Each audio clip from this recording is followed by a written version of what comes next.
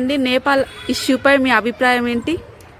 వాస్తవానికి నేపాల్లో జరుగుతున్న ఏదైతే ఘటన ఉందో అది చాలా మంది ఎమ్మెల్యేలు, ఎంపీలు, మంత్రులు తన అవినీతి డబ్బులను స్విస్ బ్యాంకులలో, అమెరికా, లండన్ లాంటి పెద్ద పెద్ద కంట్రీస్లలో దాచిపెట్టుకోవడం వల్ల నేపాల్ యువత అనేది అయితే సోషల్ మీడియాలో పెద్ద ఎత్తున అలాంటి పోస్టులు అయితే పెట్టింది. అవినీతి నాయకులను నిలదీయడం అయితే జరిగింది.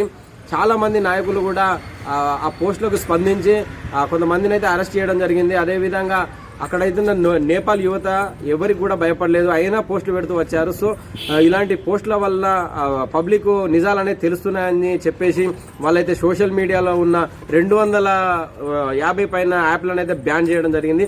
అయినా కూడా నేపాల్ యువత ఎక్కడ కూడా తగ్గలేదు, బయటికి వచ్చి బహిరంగ నిరసన అయితే తెలియజేయడం జరిగింది.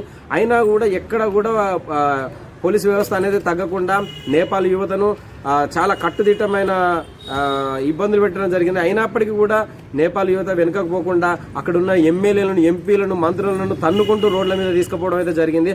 అక్కడున్న సీఎం ఇంటికి నిప్పు పెట్టడం జరిగింది. అదేవిధంగా అక్కడున్న ప్రధానమంత్రి ఇంటికి కూడా నిప్పు పెట్టడం జరిగింది. వాళ్ళను ఉరికించి తన్నిన పరిస్థితి.